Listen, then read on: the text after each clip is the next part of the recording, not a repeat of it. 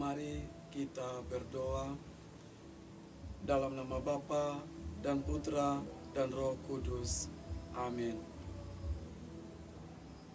Ya Bapa yang Maha Baik, kami bersyukur dan berterima kasih kepadamu karena kasih setiamu yang senantiasa menyertai kami sampai saat ini. Kami mau mendengarkan dan merenungkan sabda kudus-Mu. Bersabdalah kepada kami siap mendengarkannya. Dan melalui kuasa-Mu, kami akan melaksanakannya dalam kehidupan kami. Demi Yesus Kristus, Tuhan dan pengantara kami, yang bersatu yang dikau dalam persekutuan Roh Kudus, hidup dan berkuasa Allah sepanjang segala masa. Amin. Tuhan bersamamu dan bersama rohmu. Inilah Injil suci menurut Markus. Dimuliakanlah Tuhan.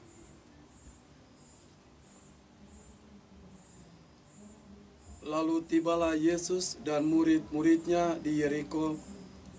Dan ketika Yesus keluar dari Yeriko bersama-sama dengan murid-muridnya dan orang banyak yang berbondong-bondong, ada seorang pengemis yang buta bernama Bartimeus, anak Timeus, duduk di pinggir jalan.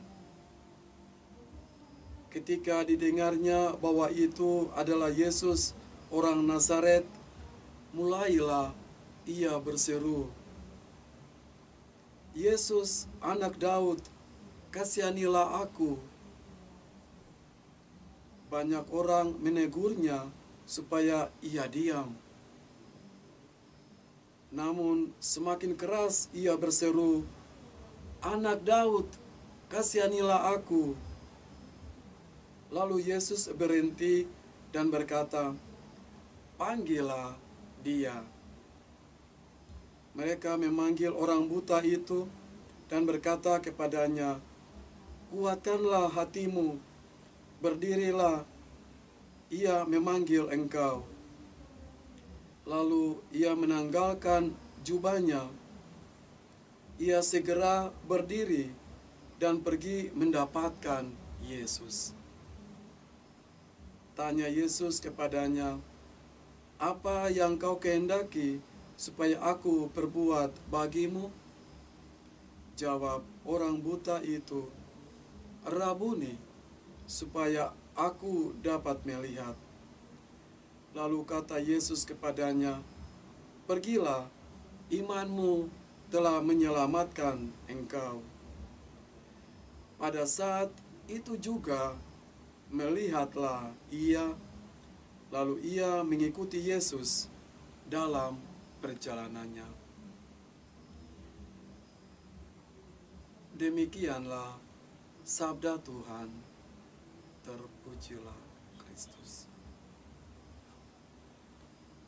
Ibu bapa, saudara-saudariku yang dikasihi Tuhan kita Yesus Kristus, mencapai impian dengan iman dan kerja keras. Saya mengajak kita semua untuk berkiblat pada sosok, pada figur seorang Bartimeus.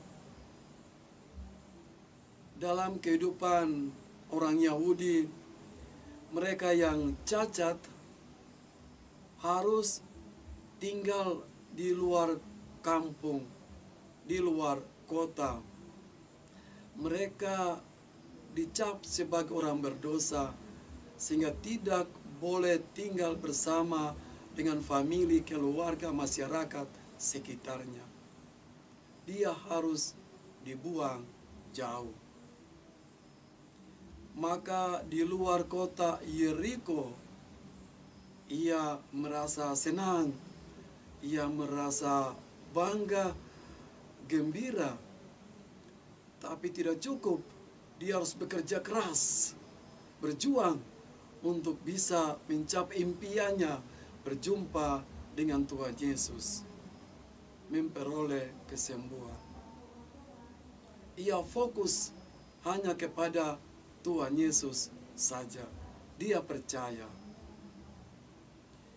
Dengan modal iman dan kerja keras ini, apa yang diperbuat oleh Bartimeus baik kita renungkan bersama. Yang pertama, jelas ia percaya teguh kepada Tuhan Yesus. Ini poin pertama. Poin kedua adalah ia berani meninggalkan jubahnya, sebuah simbol manusia lama. Manusia lama adalah ketakutan, kecemasan, kegelisahan, galau, tidak percaya, ragu-ragu tentang kehidupannya, tentang masa depan, tentang impiannya. Ia berani meninggalkan itu. Dan yang ketiga, ia bangkit, berdiri, dan berjalan menyongsong Tuhan Yesus. Dan ketika ia berjumpa dengan Tuhan Yesus bertanya kepada dia, "Bartimeus, apa yang kau kehendaki aku perbuat bagimu?" Dan ia menjawab dengan sungguh-sungguh yakin, "Rabuni, Guru, supaya aku dapat melihat." Dan seketika itu juga Tuhan bersabda kepada Bartimeus, "Imanmu telah menyelamatkan engkau." Dan dia langsung sembuh.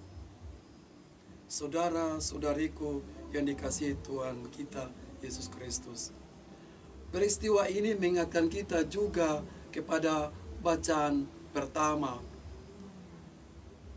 kitab Yeremia. Tuhan bersabda kepada Yeremia, "Perintahkan, wartakan kepada bangsa Israel, aku adalah Yahweh, juru selamat mereka." Dan di antara sekian banyak orang ini, ada yang lumpuh dan buta. Bartimeus mau memberikan simbol tentang bangsa Israel dulu. Yahweh, Tuhan bersabda, "Aku akan mengantar mereka pada jalan yang lurus, jalan yang rata, jalan keselamatan." Dan dalam bacaan kedua, di mana surat Rasul Paulus mengajak kita semua, teristimewa para imam. Dia memberikan pesan kepada para imam secara pribadi, juga kepada saya. Cintailah, terimalah orang-orang berdosa, orang-orang jahil, orang-orang sesat, karena engkau pun orang berdosa. Engkau juga penuh dengan kelemahan. Pesan Tuhan ini kepada kita semua untuk mari kita bersama-sama bangkit dan percaya hanya kepada Tuhan Yesus. Yang kedua, bangkit dan tanggalkan kerapuan kita. Dan yang ketiga adalah bangkit, berjalan menjumpai Sang Juru Selamat kita, Yesus Kristus, Tuhan kita. Semoga demikian. Amin.